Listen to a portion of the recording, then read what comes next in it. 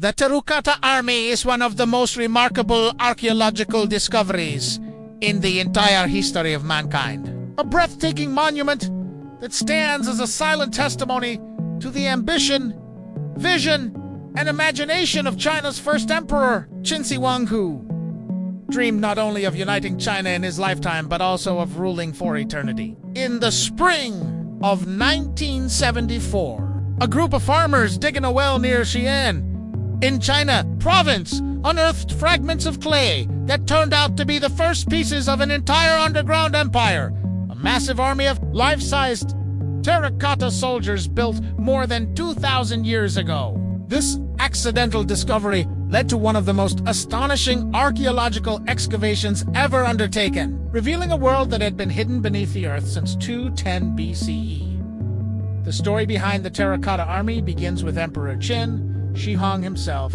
a figure of immense historical importance and unparalleled ambition. Born in 259 BCE, he rose to power as the King of Qin at the age of 13, and through years of brutal warfare and strategic brilliance, managed to unify the 7 warring states of ancient China in 221 BCE.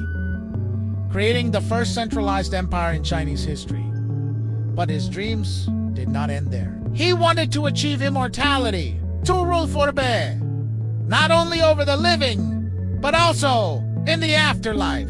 To achieve this, he ordered the construction of an enormous mausoleum complex that would mirror his imperial court, complete with palaces, rivers, mountains, treasures, and most famously an army to protect him in death just as his soldiers had protected him in life. This project began soon after he ascended the throne and took nearly 4 decades to complete, employing more than 700,000 workers, soldiers, craftsmen, artists, and laborers, many of whom likely perished during its construction. Each figure in the Terracotta Army is a masterpiece of ancient craftsmanship. The soldiers stand between 5 feet 8 inches and 6 feet 2 inches tall, with intricate details that make each one unique.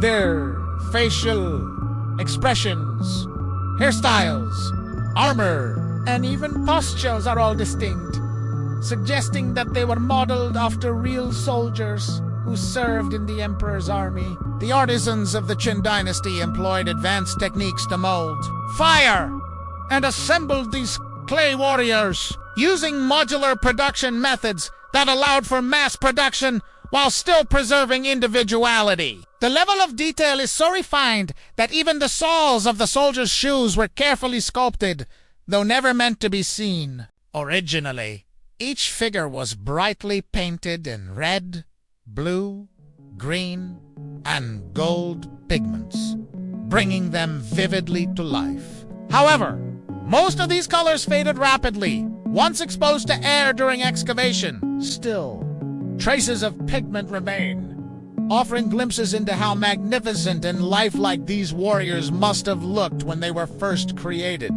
The site of the Terracotta Army is divided into 3 main pits, each representing a different formation of the Emperor's forces. Pit 1, the largest, covers an area of over 14,000 square meters and contains more than 6,000 soldiers arranged in battle formation infantry in the front, followed by archers, chariots, and officers. Pit 2 contains cavalry units, crossbowmen, and more specialized troops, while Pit 3, the smallest, appears to be the command center, housing high-ranking officers and a chariot believed to belong to the general himself. The organization of the army demonstrates not only the emperor's obsession with military precision, but also the extraordinary administrative skills that allowed him to control such a vast empire. Archaeologists have unearthed more than 8,000 soldiers, 130 chariots, and 670 horses so far. Yet experts believe that many more remain buried beneath the soil, preserved in hidden chambers that have yet to be explored. The weapons found with the soldiers, swords, spears, daggers, and crossbows were real and functional, made of bronze with remarkable craftsmanship, Many of these weapons still gleamed when discovered, thanks to an ancient anti-rust technique involving a thin layer of chromium oxide, a method that would not be rediscovered in the modern world until the 20th century. This revelation astonished scientists, proving that the Qin dynasty possessed advanced metallurgical knowledge far ahead of its time. The meticulous organization, technological mastery, and artistic detail of the Terracotta army reveal not just an emperor's grandeur, but an entire civilization's capacity for innovation and discipline. Historical texts, particularly Sima Qian's records of the Grand Historian, describe the emperor's mausoleum as a sprawling underground palace that took 36 years to complete. According to these records, the tomb itself contained rivers and seas made of mercury, representing the geography of China, with pearls embedded in the ceiling to simulate the stars of the night sky.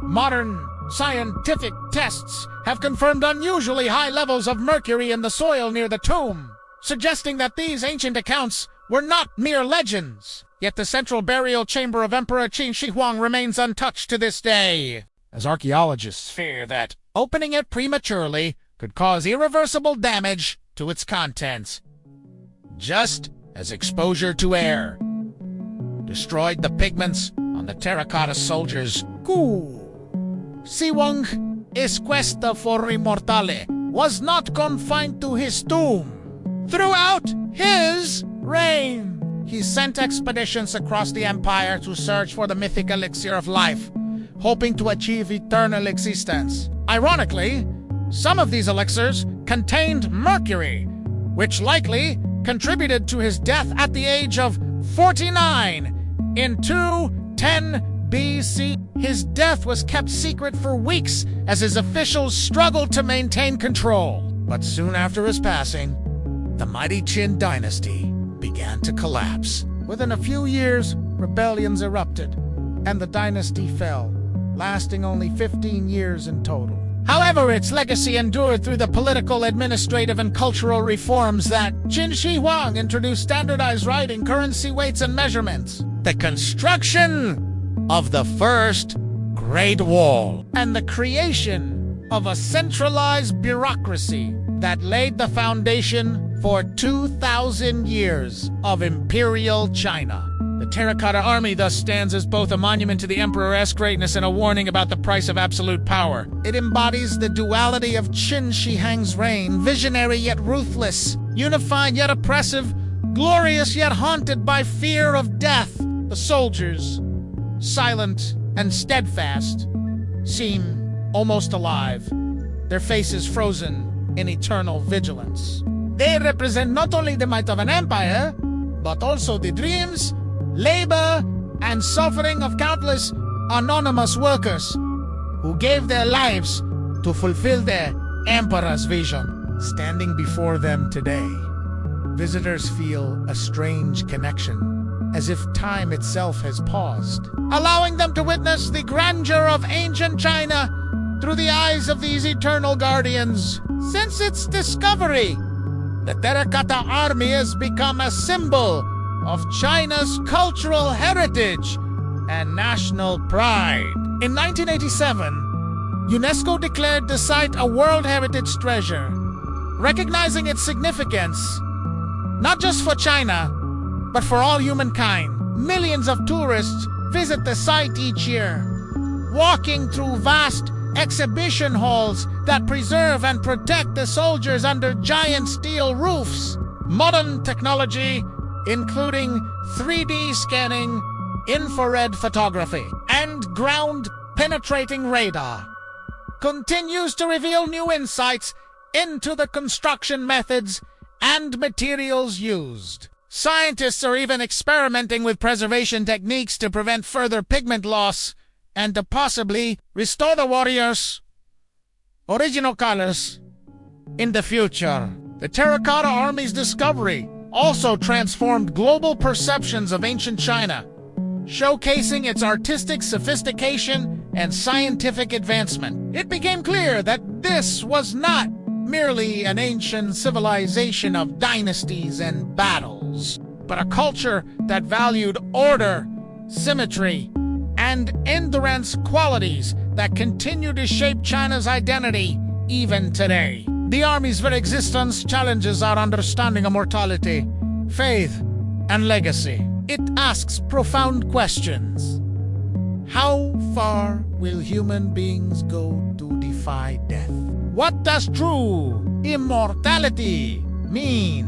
To live forever, or to be remembered forever? More than 2,000 years after Qin Shi Huang's death, his clay soldiers still stand in silent formation, their eyes staring forward, their hands ready to grasp weapons that no longer exist, guarding an emperor whose tomb lies in eternal darkness. They are more than relics of a distant past. They are storytellers, whispering through the centuries about ambition, empire, and the eternal human desire to leave something behind. The Terracotta army remains one of the greatest symbols of endurance in world history. A frozen moment of life, preserved in clay, where death meets art and power meets eternity. It reminds us that even though empires fall, monuments endure, and that the dream of immortality can sometimes be achieved not through living forever, but through the legacy one leaves behind. The silent ranks of these warriors continue to march in our imagination, a breathtaking reminder that beneath every stone and sculpture lies the pulse of history, waiting to be heard.